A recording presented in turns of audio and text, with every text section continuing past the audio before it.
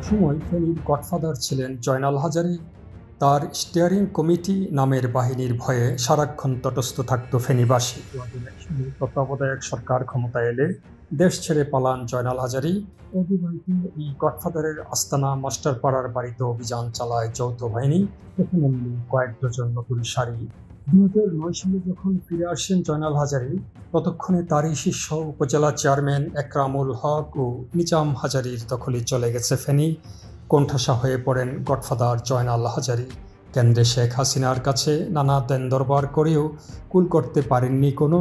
এর মধ্যে একরামুল হত্যার মধ্য দিয়ে ফেনীর একচ্ছত্র প্রভাবশালী হয়ে ওঠেন সন্ত্রাসী নিজাম হাজারী, যাকে বলা হয় কেউটে সন্ত্রাসী। 2014 সালের 20 মে ফেনী শহরে কুপিয়ে ও পুড়িয়ে হত্যা করা হয় একরামুল হককে। তার শাসন ততটা দীর্ঘ হতে না পারলেও গুরু জয়নাল হাজারীর মতো দীর্ঘ ছিল নিজাম হাজারীর শাসন ত্রাস। তবে দুজনের ফেনী শাসনের ধরন ছিল দুরকম।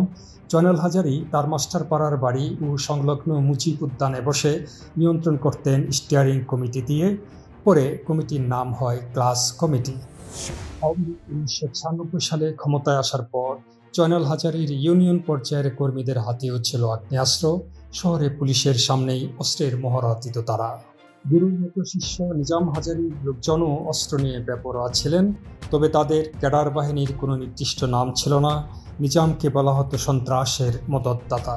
2015 সালের 6 জুন অবশ্য র্যাবের হাতে নিজাম হাজারীর 26 জন সহযোগী দেশি বিদেশি অস্ত্র হাতে গ্রেপ্তার হয়েছিলেন। পরে তারা জামিনে বেরিয়ে যান। জয়নাল হাজারীর স্টিয়ারিং কমিটির পিস্তল, কাটা রাইফেল, পাইপগান ছাড়াও আরও একটি ব্রহ্মাস্ত্র ছিল ড্রিল মেশিন। অনেকের হাত পা ড্রিল মেশিন দিয়ে ফুটো করার পৈশাচিক ঘটনা আছে স্টিয়ারিং কমিটির বিরুদ্ধে। দেশ জুড়ে সবচেয়ে আলোচিত ঘটনা ছিল প্রথম আলোর সাংবাদিক টিপু সুলতানের উপর হামলা। তার হাত গুঁড়িয়ে দিয়েছিল জয়নাল হাজারীর ক্যাডাররা, যাতে টিপু আর লিখতে না পারেন। শীর্ষ থেকে গডফাদার বনে যাওয়া নিজাম হাজারী শাসন করতেন তার বাড়ির সামনে পুকুরের ঘাটলায় বসে। তিনি সন্ত্রাসী ঠিকাদারি কাজ বন্টন, বিভিন্ন খাতের চাঁদাবাজির হিসাব, হত্যা, সন্ত্রাস, বিরোধী রাজনৈতিক দল মোকাবেলা, দলীয় স্থানীয় বিবাদ মীমাংসা সবকিছুরই পরিকল্পনা, আদেশ নির্দেশ জারি করতেন এখান থেকে। নিজাম হাজারী ও তার সহযোগীরা শক্তি দিয়ে নেমেছিলেন ছাত্র জনতার আন্দোলন দমন করতে। কিন্তু 4 আগস্ট ছাত্র জনতার উপর নির্বিচারে গুলি করে তারা। ওই দিন সকালে নিজাম হাজারী নিজে অস্ত্র হাতে তার ক্যাডারদের নিয়ে রাস্তায় নামেন আন্দোলন দমাতে। দুপুরের দিকে তারা আন্দোলনকারীদের দিকে গুলি করতে থাকেন। শহরের পাশে মহিপালে মারা যান 9 জন আন্দোলনকারী, তার মধ্যে 4 জন শিক্ষার্থী। নিজাম হাজারী এসব অস্ত্রের মধ্যে বৈধ অবৈধ 2 রকমই অস্ত্র আছে। 2014 সালে সংসদ সদস্য নির্বাচিত হয়ে একের পর এক অস্ত্রের লাইসেন্স দিতে থাকেন নিজাম হাজারী। নিজের ও নেতাকর্মীদের নামে 30টি লাইসেন্স নেন তিনি। নিজের নামে একটি পিস্তল ও রাইফেল, আর স্ত্রী নূরজাহান বেগমের নামে নেন একটি রাইফেল।